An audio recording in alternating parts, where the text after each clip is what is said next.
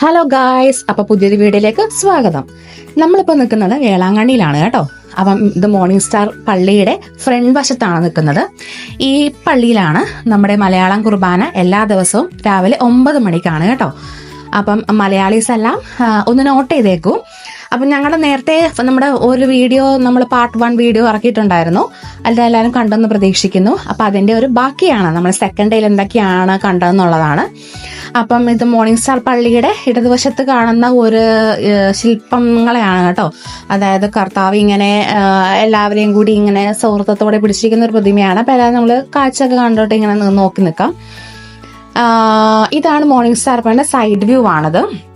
അപ്പം എല്ലാവരും ബ്ലെസ്സിങ്സിന് വേണ്ടി ഇവിടെയൊക്കെ വരുന്നത് രാവിലെ കുർബാനയൊക്കെ കൂടിയുള്ള എല്ലാവരും കൂടി ഒന്ന് വേളാങ്കണ്ണിയുടെ കാഴ്ചകൾ കാണാൻ വേണ്ടിയുള്ള ഒരു പ്രിപ്പറേഷനിലാണ് ഞങ്ങൾ. ഇതെന്റെ ഫ്രണ്ട് വശമാണേ. അപ്പൊ ഇവിടെ കൂടിയാണ് നമ്മൾ ആക്ച്വലി ഇതിന്റെ പള്ളിയുടെ എൻട്രൻസ് വരുന്നത് ഇങ്ങനെയാണ്. ഇതെന്ന് വെച്ചിട്ടുണ്ടെങ്കിൽ നമ്മുടെ മോർണിംഗ് ചർച്ച് ബാക്കിലത്തെ പള്ളിയുടെ അവിടെ നിന്ന് നമ്മൾ ആക്ച്വലി ഇവിടെ ഒരു പ്രത്യേകതരം നേർച്ചയുണ്ട്. അതായത് മുട്ടിൽ എഴഞ്ഞിട്ട് നമ്മുടെ മെയിൻ പള്ളിയുടെ അവിടെ ഇങ്ങോട്ടുള്ള ഇത് കൊടുക്കണം. അപ്പൊ ആ ഒരു മണൽത്തിട്ടയാണിത്. ആക്ച്വലി ഈ സമയത്ത് ഇത് ക്ലോസ്ഡ് ആണ്. ഈ ഒരു കിണറ്റിലാണ് ആക്ച്വലി മാതാവ് പ്രത്യക്ഷപ്പെട്ടതെന്ന് പറയുന്നത്. അതായത് പാൽക്കാരൻ പയ്യന്റെ മുന്നിൽ പ്രത്യക്ഷപ്പെട്ട ഈ ഒരു കിണറിലാണ്. ഇവിടെ ഞങ്ങൾ പോയ സ്ഥലത്ത് മാസാദ്യ വെള്ളിയാഴ്ച ആയത് കാരണം ഇവിടെ പള്ളിക്കകത്തല്ല പ്രയർ ഉള്ളത്, പുറത്താണ്. ഇതാണ് അതിന്റെ ടാങ്ക്, അവിടെ ടവറിനകത്ത്. അതായത് ഈ വാട്ടർ ടാങ്കിന്റെ, അതായത് ഈ കിണറിന്റെ അകം എന്നുള്ള. അപ്പൊ അതിന്റെ ഒരു ചരിത്രമാണ് ഇവിടെ ഇങ്ങനെ എഴുതി വെച്ചിരിക്കുന്നത്. മാതാവിന്റെ അത്ഭുതങ്ങളെ കുറിച്ചാണ് കേട്ടോ. എങ്ങനെയാണ് നമ്മുടെ ഈ ഒരു ടാങ്കിന്റെ ഇത് സ്ഥാപിച്ചതിന്റെ ഒക്കെ ഡീറ്റെയിൽസ് ആണ് ഇവിടെ കൊടുത്തിട്ടുള്ളത്. അപ്പൊ അതൊക്കെ നമ്മൾ വായിച്ചു. അതിന് തൊട്ട് ഇടത് സൈഡിലായിട്ടാണ് മാതാവിന് നമുക്ക് മെഴുകുതിരി കത്തിക്കാനുള്ള ഒരു സ്ഥലമാണ് കേട്ടോ. അപ്പൊ തൊട്ടടുത്ത് കഴിഞ്ഞാൽ 5 രൂപയ്ക്ക് ഒരു മെഴുകുതിരി കിട്ടും. അത് വാങ്ങിക്കുക. എത്ര എണ്ണമാണോ വേണമെന്ന് വെച്ചാൽ വാങ്ങിച്ചിട്ട് നമുക്ക് മാതാവിന് വേണ്ടിയുള്ള പ്രാർത്ഥിച്ചിട്ട് ഇവിടെ കത്തിക്കാവുന്നതാണ്.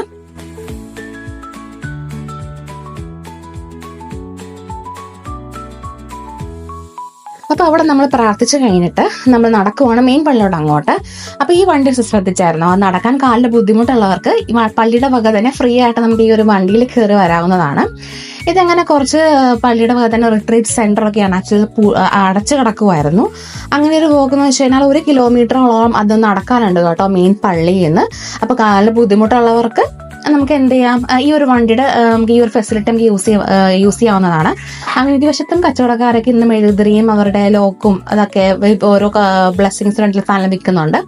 ആക്ച്വലി ഇവിടെ നിന്നാണ് ഈ ഒരു വണ്ടിയുടെ സ്റ്റാർട്ടിങ്. അപ്പോൾ കുറച്ച് പേര് അവിടെ വെയിറ്റ് ചെയ്യുന്നുണ്ട് ഈ ഒരു വണ്ടിയിൽ കയറാൻ വേണ്ടിയിട്ട്. അപ്പൊ ആ ഒരു കാഴ്ചകളൊക്കെയാണ് നമ്മളിപ്പോൾ കാണുന്നത്.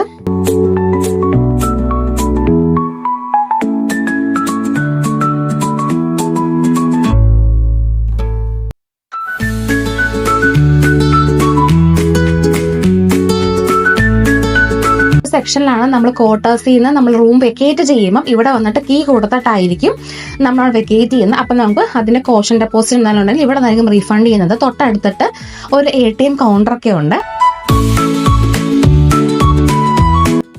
അപ്പൊ ഈ സെക്ഷൻ എന്ന് പറയുന്നത് പാർക്കിംഗ് ആണ് കേട്ടോ. അതായത് പള്ളി വക പാർക്കിംഗ് ഏരിയ ആണ്. നമ്മളിപ്പോൾ നമ്മുടെ സ്വന്തം വണ്ടിയിലോ അല്ലെങ്കിൽ ടൂറിസ്റ്റ് ബസ്സിനൊക്കെ നമ്മുടെ വണ്ടിയിലൊക്കെ വരുവാണെങ്കിൽ നമ്മുടെ മുറികളുടെ അടുത്ത് തന്നെ ക്വാർട്ടേഴ്സിനടുത്ത് തന്നെ പാർക്ക് ചെയ്യാനുള്ള സൗകര്യമാണുള്ളത്.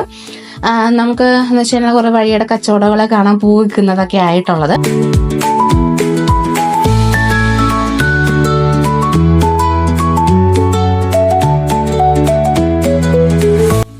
ഇതേപോലെ കുറെ പേര് വന്നിട്ട് ഇതേപോലെ തന്നെ ഫുഡും ഒക്കെ വെച്ച് വിളമ്പി തിന്നുന്ന രീതിയാണ് കേട്ടോ. അവർ റെസ്റ്റ് എടുക്കുന്നതുകൊണ്ട് പള്ളിയൊക്കെ സന്ദർശിച്ചിട്ട്. ഇതാണ് നമ്മുടെ കുക്കിംഗ് ഏരിയ എന്ന് പറയുന്നത്. ഇവിടെ ഗ്യാസ് അവൈലബിൾ ഉണ്ടായിരിക്കും, ഗ്യാസ് സ്റ്റവ് അവൈലബിൾ ഉണ്ടായിരിക്കും.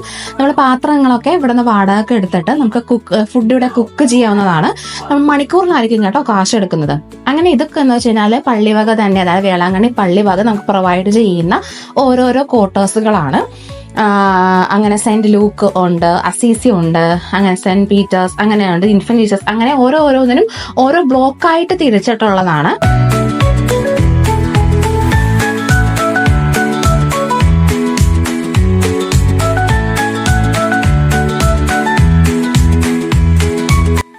ഇതാണ് കേട്ടോ, സെന്റ് പീറ്റേഴ്സ് എന്ന് പറയുന്ന ക്വാർട്ടേഴ്സ് ആണിത്. അപ്പൊ ഈ ഒരു ഇവിടെ മാത്രമാണ് ലിഫ്റ്റിന് സൗകര്യമുള്ളത്. ബാക്കി എല്ലാം സ്റ്റെപ്പ് കയറി തന്നെ 3 അല്ലെങ്കിൽ 4 നില കയറി വേണ്ടി വരും.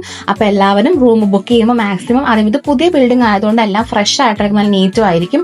മാക്സിമം എല്ലാവരും ഇവിടെ തന്നെ ബുക്ക് ചെയ്യാൻ നോക്കുക. അപ്പൊ ഇതെന്ന് വെച്ച് കഴിഞ്ഞാൽ ഒരു ഏതൊക്കെ വശത്തോടെ എന്തൊക്കെയാണുള്ളതിന്റെ ഒരു റോഡ് മാപ്പ് പോലെ ഒരു ഡിറക്ഷൻ വെച്ചിട്ടുണ്ട്.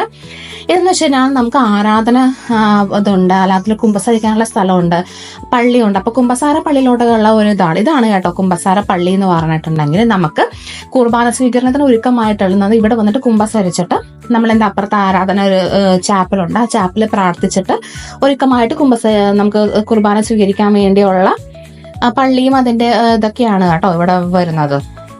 അതേപോലെ തന്നെ ഈ മരങ്ങളുടെ ഇടയിൽ കുറച്ച് സീറ്റിംഗ് അറേഞ്ച്മെന്റ്സ് ഉണ്ട്. അവിടെ ആൾക്കാർ വന്നിട്ട് വിശ്രമിക്കുന്നതും കിടന്നുറങ്ങുന്നതും ഒക്കെ ആയിട്ട് നമുക്ക് കാഴ്ചകൾ കാണാൻ പറ്റും.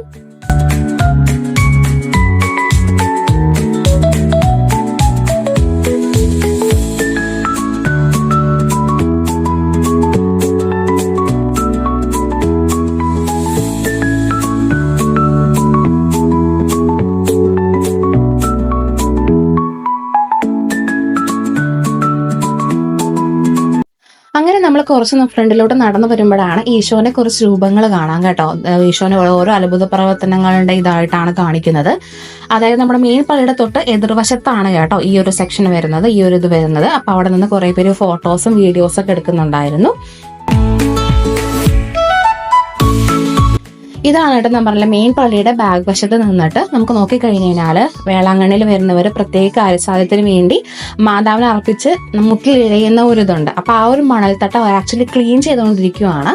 അത് ഒരു 7 മണി അല്ലെങ്കിൽ അവിടുത്തെ പ്രെയർ ഉണ്ട്. ആ പ്രെയർ കഴിഞ്ഞ ശേഷം മാത്രമായിരിക്കും ഒരു 7 മണി 7:30 അങ്ങനെ.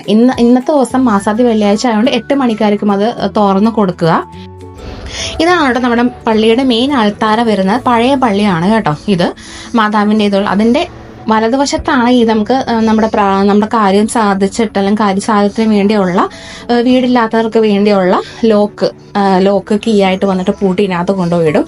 അതുപോലെ കല്യാണം നടക്കാത്തവർക്ക് കല്യാണം നടക്കാൻ വേണ്ടി ഒരു താലി മഞ്ഞച്ചരലോട് ഉള്ള ഒരു ഇത് കൊണ്ടിടുന്നുണ്ട്.